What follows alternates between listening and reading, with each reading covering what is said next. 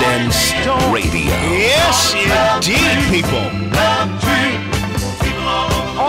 So, everything you need to know about Nancy Pelosi is basically installed in one comment that she has made about the bonuses that companies are giving to their employees. 52 and a do. And beyond, and also tax savings that maybe you're going to experience as a result of tax reform. And she calls $1,000 here, $2,000 there. She calls it crumbs. So when you're a bazillionaire liberal Cruella de Vil the way she is, of course $1,000 is a pittance to someone like you. 52 and a do. That's all you need to know about Nancy. Check it out, ladies and gentlemen. Austin Petersen in the house. AP for Liberty on Twitter, at AP for Liberty. Austin Petersen, how you doing, man? Hey, Jamie, I'm feeling great. Thanks for having me. I'm sure you're really regretting the not getting that Steve Bannon endorsement. Jamie, you gave me some advice early in the campaign. I take it with me. Be my own man. Don't stick my finger to the wind. Just, stand up for what you believe in and fight for it. And so far, that's been the right approach, man. Right. So thank you. Yeah, well, you're welcome. You were out of the blocks. I've always admired you and love your passion, and it's a great emblem of your abilities and obviously your future performance as a U.S. Senator, because of you just check your Twitter feed or check how you've been on top of every issue. You've been out of the blocks. You were the first one to announce. And you have a bunch of people who are now working really hard for you, a bunch of young people, old people, you name it. And so I love to see the passion, because you can't teach that. Anybody can pick up a piece of paper and review, point by point the talking points. Yeah. But you can't teach enthusiasm and passion. Yeah, because I care very deeply about my state, and I care about my country, and I care about the principles of liberty than the Constitution. That's why I'm doing this. And it invigorates people. Everywhere I go around the state, I talk to them about the campaign, whether I'm in Warsaw, Missouri, or Tightwad, or down in southeast Missouri. And the students on campuses get so fired up when they hear me talking about why the First Amendment exists, why we have a Second Amendment, when they hear me commenting on the news of the day, because take a look at my primary opponent. He's got 0 platform issues on his website. He's going to try and sail through this without saying a darn thing about any controversial issues. But I'm not afraid to take a stand. And the thing is you're not always going to agree with me, but you're always going to know where I stand. And I mean, do you want that kind of courage? Do you want to send a lion into the Senate, or do you want to send a ladder boy? Yeah, and absolutely. Now, so when it comes to, let's take an issue like immigration, and there are a lot of people all over the fence, all over the fences about this. Right. Where are you on it? I tend to stand with Ronald Reagan, because he believed that the United States was the greatest country in the world, and if people were going to immigrate here, we should have a simple path to naturalization. And I've always advocated for an Ellis Island style system where you have a simple, strict disease check, strict security check. You pass the citizenship test, you can begin the path to naturalization. Unfortunately, I think the debate is dominated by the two extremes, where people say you're an open borders anarchist or you're a closed borders communist, where you want to shoot people who cross the border. And I think the reasonable middle with that is that you have an immigration policy that actually benefits Americans, and that has to have a keen understanding of economics. Economics is about incentives. If you give them the wrong incentives, people are going to come break the law. They're going to come here and they're going to take advantage of our system. If you give them the right incentives, the only people who are going to move here are the people who are going to contribute to the economy and do the right thing. So we've got to remove the bad incentives and put in good incentives for people to obey the law. That's not xenophobic. No. I mean, it's just simply standing up for the country. Right. And we're more than happy to have people who want to come here and be productive citizens and enjoy the fruits of this great country and what our founding fathers built.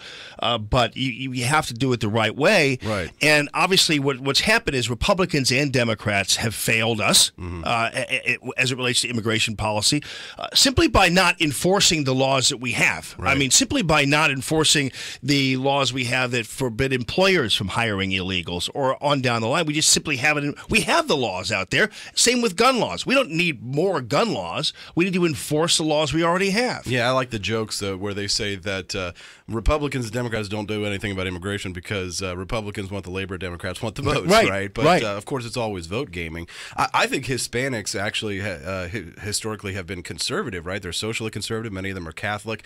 I think that the Republican Party could be a good place for Hispanics. I think the Bushes were really good with outreach towards that. I think we've pushed towards a policy that I think is overly restrictionist. I won't deny that. But I think that, again, if you get rid of the welfare state, Milton Friedman Friedman said you can't have open borders in a welfare state.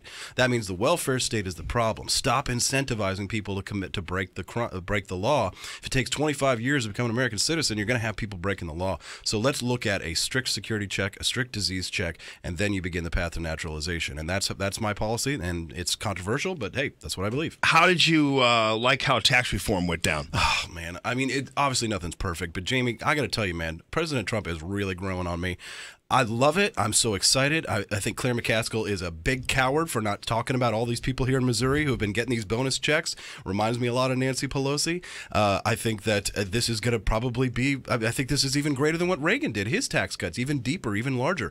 I mean, China is now complaining. The European Union is complaining about our tax bill because it's too competitive. Right, exactly. Right? This is exciting. And people's wages are getting voluntarily raised to $15 an hour. I mean, Bernie couldn't beat that with every socialist policy he could have. I mean, Elizabeth Warren said people will die, right? And, yeah. And I think more people are actually going to live, and more people are going to have a better life and a stable household, and that's what we want to see in the United States. Tax cuts. But next, Jamie, we need spending cuts. That's got to happen. It's got to happen. Yeah. I mean, ultimately, otherwise you're going to have a problem regarding it's going to suffocate you. But now it's cool that, as you pointed out, I think you're probably talking about Walmart, where they come and they just increase the wages. They increase their benefits. They increase their maternity leave, all kinds of different benefits. And they're doing things no government possibly could have been able to achieve in terms of telling them what to do. You have something that comes from the ground up organically in that fashion is the best way to operate. And it's doing the job.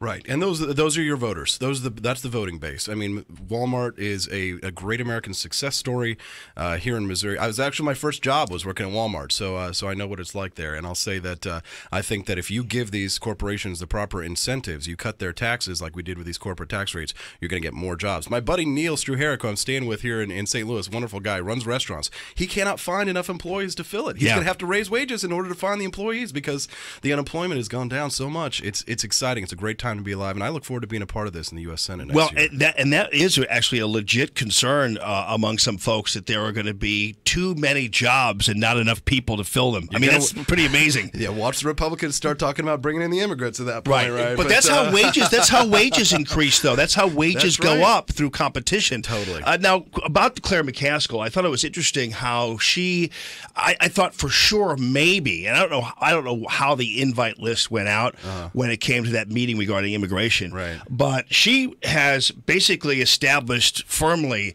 that she does not give an F about cooperating in any way, shape, or form with any reasonable common sense approaches. She just was basically not cooperative in any way, shape, or form on tax reform. She didn't even bother to show. Dick Durbin was there, for crying out loud. She didn't even bother to show up at this immigration meeting or care about wanting to be part of it. And she's just been sitting on the sidelines expecting that all the votes are going to come to her. She's amassing a huge war chest, and she's expecting this to be a cakewalk for her. Yeah. How she thinks this is going to go down is beyond me. She's a total obstructionist to the president's agenda, and I think she despises the president. It's quite clear. She voted against the tax cuts, right? And that was good for Missourians. She voted against Neil Gorsuch, right? Just very common sense. She tries to paint herself as this moderate, but she really is a party line Democrat. We looked at her voting record, and it was like 85% of the time she votes with Bernie Sanders, right? So I think that she's out of touch with Missourians. I think that she's more weak than she lets on. Money doesn't win you elections. Otherwise, Hillary would be the president right now, right? And somebody was asking me that last night. Austin, how are you going to win? You can't outraise Claire McCaskill. I'm like, no, but I can outmaneuver her on the field, right? This is a war of attrition we're talking about here. And I think that, again, she's not the moderate she claims to be. She's a lot closer to Chuck Schumer. She's really a lapdog to Chuck Schumer, if you think about it. And I think that Missourians are going to vote somebody else in, whether it's me or someone else, this fall. I hope that it's me. I think it should be me, because I think that I would be a good representative. And I always like to say, if you like your attorney general, if you like Josh Hawley, you can keep him. Yeah, you can keep your plan. You can keep your Josh Hawley guy in plan. Jeff City, yeah. Yeah, and again, to your point about winning elections, we've already seen that winning elections is it's done through hard work, right? And President Trump. I'll never forget those last 7 days of that campaign. It was mesmerizing to see this guy working his tail off in places where Democrats just wouldn't go. I mean, you're talking about Altoona. It's like, why did you go to Altoona? Yeah. But again, to your point also about Claire, when she ran for the U.S. Senate, remember her thing was all about Wall Street, Main Street, Wall Street, Main Street. I'm for Main Street. These guys are for Wall Street, blah, blah, blah. But she doesn't seem to care at all about Main Street in any way, shape, or form. Yeah, Millionaire Claire, they call her, right, for her private jet. So here's the thing. Let's talk about the ancient struggle, the agrarian interest versus the industrialist interest. Missouri is an agrarian state. This is a state of farmers, of blue-collar people. This is a union state. Many of the people in this state who vote Democrat are doing so because of historic traditions tied to unions, not because they necessarily identify with things like abortion. They don't. Many of the Democrats in this state are blue dogs. They tend to believe in fiscal conservatism. So when they see somebody who comes along who actually has their principles, they'll vote for a Republican if they want to, right? I mean, how did Trump win by what, 16, 18, 19 points? 19. You don't think some Democrats voted for him, yeah. right? So if the Republicans want someone here in this state of Missouri who can have that crossover appeal, who can beat Claire because he can actually, kneecap her base, I think I'm the candidate to do that, because you want to have that sort of the Reagan Democrat, right? That appeal. I think a Liberty Republican is just the candidate to do that, because she's going to have to go and fight for her base. I mean, I go to Black Lives Matter rallies. I go and talk to the Bernie Bros and things like that. Of course, I don't agree with most of the things they have to say, but I'm willing to engage with them. And I'm going to go to St. Louis, and I'm going to go to Kansas City, and I'm going to go to Springfield and talk to these young people. Claire has not been good on the issues her base wants to talk about. They want to talk about criminal justice reform. I'm going to talk to Chris Arps later today about that. They want to hear about that in places like Ferguson, Missouri. They want to hear a Republican who actually talks about that will be a huge national story. I think Claire is going to have trouble keeping up, and the mama of Missouri is going to have to retire. Yeah, hey, criminal justice reform is something that both Democrats and Republicans should be on the same page about, and I'm glad you're on it as well. At AP for Liberty, AustinPetersen.com. Check it out on the web. He has it all laid out there, so there's probably something for everybody right there. It's not him trying to be everything to everybody, but it's just common sense, and that's what you're all about. Thank you, Austin. Thanks, Jamie. Good to see you, buddy. Thanks a lot.